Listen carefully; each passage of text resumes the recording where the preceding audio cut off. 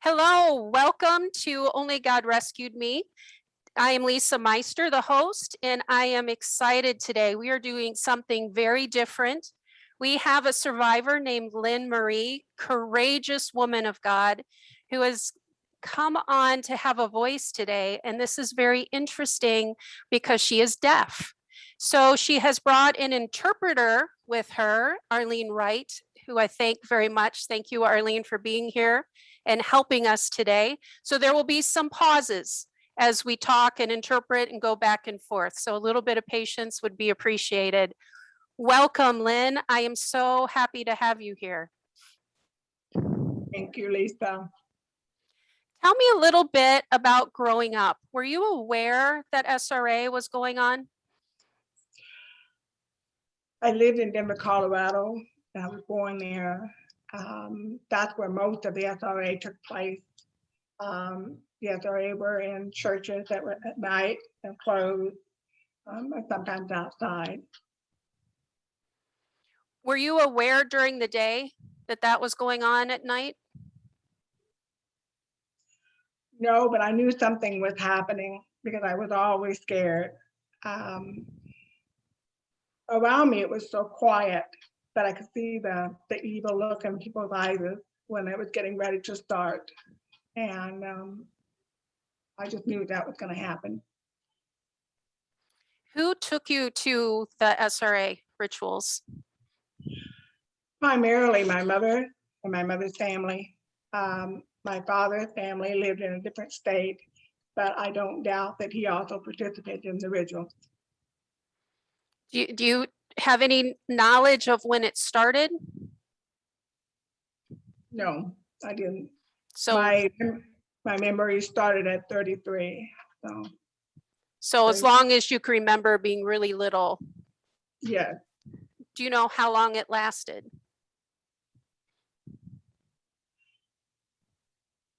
For me, it probably seemed forever because there's so much going on with the other senses that you can see and you can feel and you can smell. But I don't think it lasted forever. I think it lasted a few hours, I'm sure, but not forever. So the whole time growing up until you moved away? Yes. From the time I was born on Easter weekend in 1956. That's one of the highest satanic Christian holidays. So we had a ritual that time. But once we moved to Nevada, I think it let up, but I had a lot of sexual abuse going on a daily basis. My father would make sure that took place. So from the time I was 0 until about the time I was 6 years old. Right. So how did it affect, were you always deaf? Were you born that way? I was told I was born hearing and I became deaf by illnesses, but I know for a fact that my mother was never around. She was busy drinking. So I was always, if I was sick, I was laying on the couch. And it would just be hours and somebody would finally take me to the doctor. So I would say severe neglect. But they identified me at 2 years with a profound loss. And they just decided not to give me any kind of language at all. So I didn't know sign, I didn't know how to speech read, I couldn't talk. I was a perfect victim. So I finally went into speech therapy at 6 and I got what they call a body aid, but I had to learn how to use it. And it made life very hard. It would have been better if I had learned some sign language and other forms of communication. Being a child in a ritual is complicated and confusing. I can't imagine how much more complicated it was because of hearing loss. How did you make any sense of what was going on? I could tell in the memories, I could tell with the hood and the setting, cross was being turned upside down. The way they had me, I had no clothes on. I was always being drugged. My body had memories of the drug marks, needle marks on my hands and arms. and I couldn't move. I think the facial expressions and the general atmosphere is really more terrifying because you don't have that. I'm not going to say it, and it's definitely not better for a hearing person because they can hear all the chants and all that. But it's different, and it makes faces. I'm very sensitive to the way people look at me or start talking. I'm worried about what their thoughts are and that kind of thing. But I'm getting better as I go along. Sure. I can't imagine going through a ritual without being able to hear.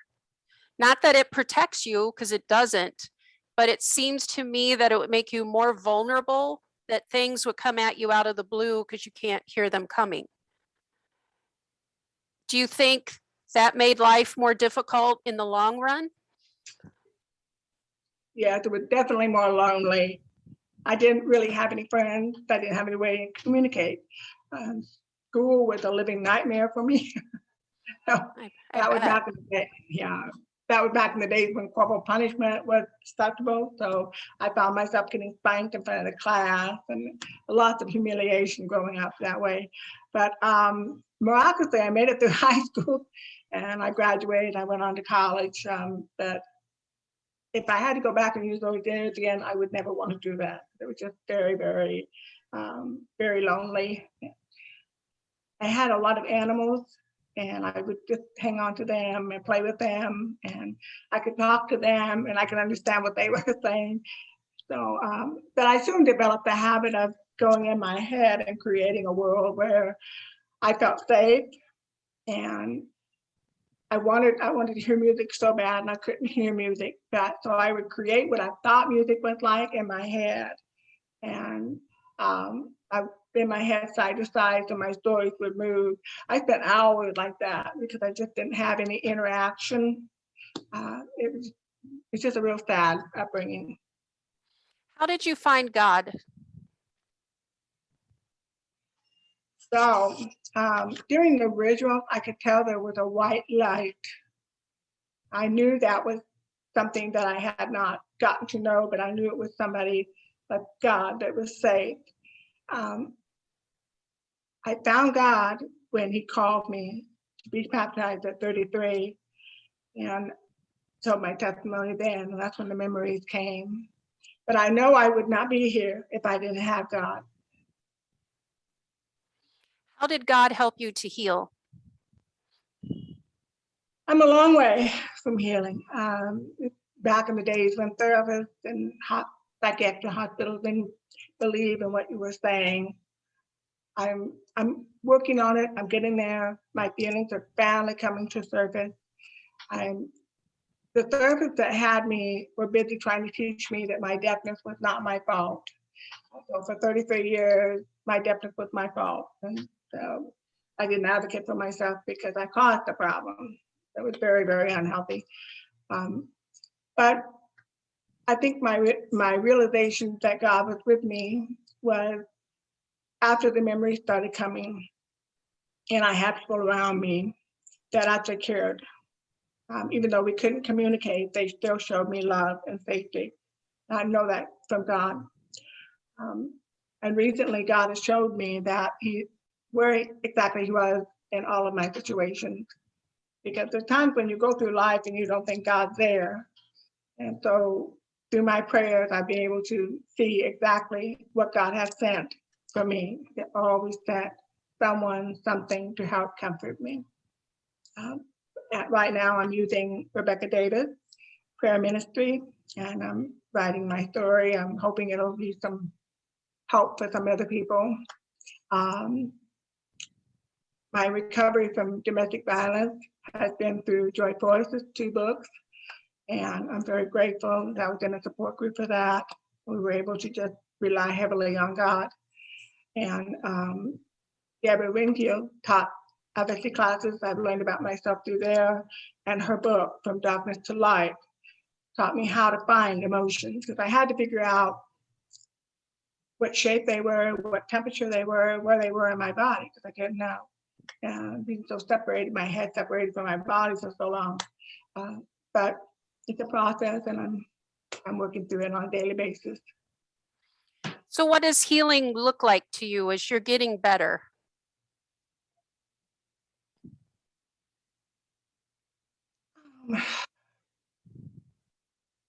I no longer tolerate abuse. Once I got out of domestic violence in 2018, I had a lot to learn because I still had people around me that were abusive. So I had to start letting go of them. That includes some friends too. I no longer live with chaotics around myself. I have my 2 dogs. I'm more at peace. I'm lonely because all my friends are busy and I only have my daughter. But I think overall I'm happier because I'm able to be who I need to be on a daily basis. And I have a job, part-time job that I just absolutely love. And it wouldn't have been given to me if I had been in any other situation. So I've been very blessed. Set the stage for me, if you would, about a ritual. Did you like wake up there? Like I was drugged and I would kind of like wake up in a ritual. Were you taken there and then drugged? Were you drugged before you were taken?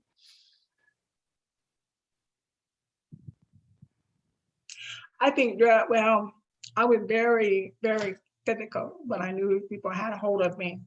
Um, just because I had always been pushed and held and shoved and hit. So, excuse me, I don't doubt that they started using drugs before they got me in, and then readily before, during, not before, but during. I wasn't even aware that they were using drugs at the point until my body started having natural memories of it. And it makes sense because they got to program your mind a certain way, and they don't want you to come have open memories later. And too bad, God gives it anyway. But I think probably during. Did you know your mom there, or was everybody wearing the hoods and you couldn't see who anybody was? Right. All I saw were eyes, and I couldn't hear anything. I couldn't see who it was.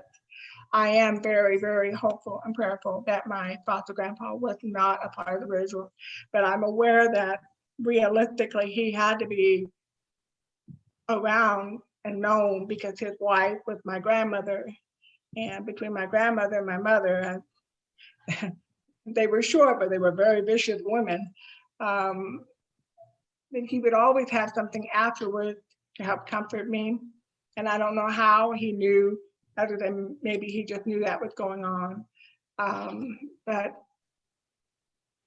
for the most part, everybody that was around me was abusive in some form. And after the abuse, when all the hoods came off and stuff, we would go visit these relatives, and I would just be so terrified of them. And I never knew exactly why, but I knew that something had happened.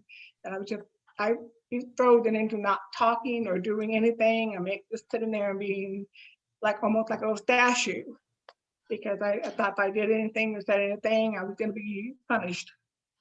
So, Sure, that makes sense. So the abuse itself, did they mix Christianity in with the Satanism?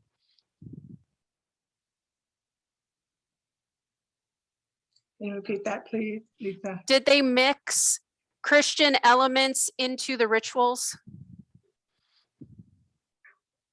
Yes. I'm glad you brought that up. My father finally died when I was 20 of cancer, and I was left with my mother. And some odd reason I felt like I needed to take care of him. So during that span of time, she found a satanic church to go to. And the church was actually built underground and brought up to the surface. And one verse that they used every single Sunday was Psalms 46:10, be still and know that I am God. When they sang that, we held hands, and it was because they themselves felt like they were God.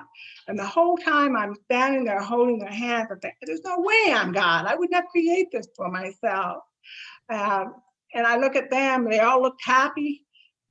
I hung around it for about 6 years, got myself so muddled up between the abuse that happened before that and that. But that's one verse that I like the verse in a sense, but the way that I was brought up with it or got exposed to it, it has a different connotation than what it should have. Did they use the King James version when they used the Bible? Actually, no, they call power of the mind. And I rarely saw or heard any Bible verses at all my whole life. I mean, it sounds pathetic, but my relatives were mostly Catholic, so the masses were done in Latin, and their Bible, I have no clue. I cannot understand at all. But when I went out myself and got my own church, I was able to just start getting a Bible and start reading it. The Bible verses didn't mean anything to me for a long time because I was still in abuse. And once I got out of my marriage and I got with Joy's book and with my own Bible, the Bible really started talking to me, and I felt more at peace, and like I knew what God, that He was here for me, and I know He has a purpose for my life. So the Bible itself didn't scare you? No. No. Did any of the elements that were used, like cross, communion, stuff like that, scare you? Can you? You know, for a long time, if it's a specific month like April is a really tough month for me to get through. Everything sets me off briefly now. I used to be able to stand in front of a cross and not see the cross, but see everything else, and then move away from it. And when a different month comes, then it looks like the cross to me. I don't know if that makes sense or not. But as you know, in the Catholic faith, they dress the cross up to look at, the cross look up to look a specific color, and the priest comes out with specific colors. Those used to set me off, and just I would shut down, want to run out of the church. But until 2018, I could still not see certain things at certain times of month, like October, December, April. But now I'm okay with it because I think God has told me that I'm safe. I feel safe as long as I have His words and I study His words each morning. Are you able to take communion? Yeah. I was taking communion before, but it didn't feel like communion. Now I'm in a church that it's really a church. People go there to learn about the Bible, and when they had communion, that's the first time it felt like what it's supposed to feel like, Jesus Christ, not the type of stuff that would go on in the rituals. Because they do cannibalism in the rituals, which is what makes it hard for survivors to go through communion in a church. Is that what you mean? Well, to be really honest, Lisa, it's been a journey to try to find a church that fit in, because then you either have to find something or someone that signs, or there's just some form of communication online. They have them with a caption, but not necessarily on service. So right now, this is a deaf church. God bless you. This is a deaf church, so they don't really need an interpreter. The pastor's up there signing everything. But I miss the worship of the hearing, because the pastor's wife is beautiful signing ASL music, all the worship songs in ASL. So when she does that, it really impacts the hearing people and impacts the deaf people. That part I miss. I'll be honest, I'm still kind of looking and fuzzy in that area. Are you able, like, to have communion, you said is okay now. How did you get to the point where you were okay with communion?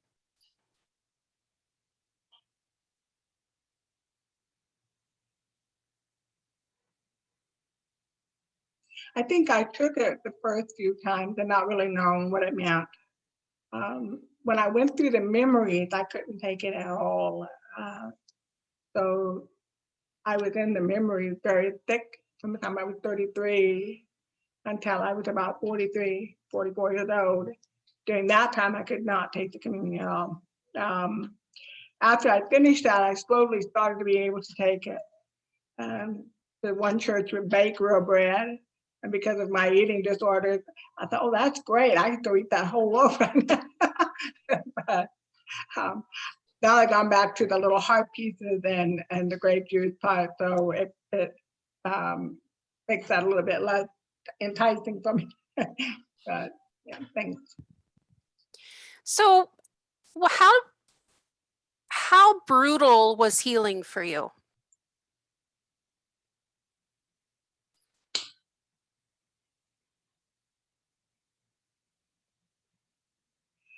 Really, really tough.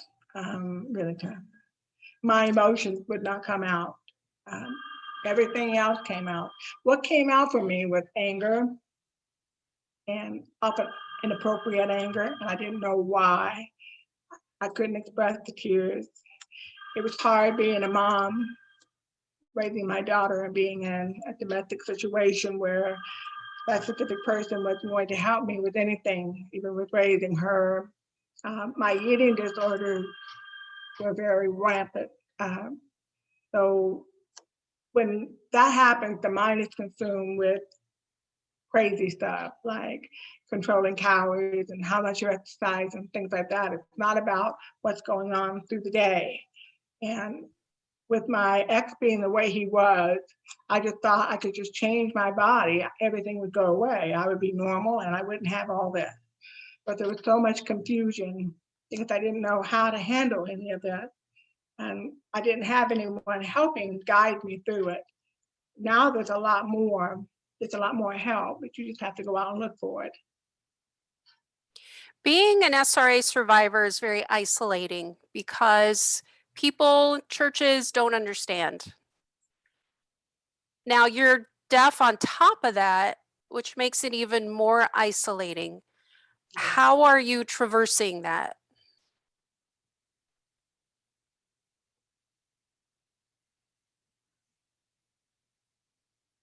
I was very suicidal most of my life, I think.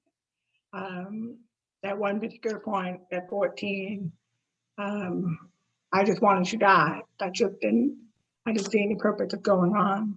And at that time, I had not accepted Jesus as my Savior. The only thing that saved me, that God sent me, was my firstborn nephew. And that made me excited. I was actually an aunt.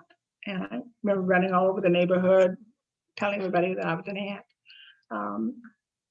But I think it's just that sense of loneliness and that you don't connect with anybody or anything. You're definitely not. I didn't feel loved.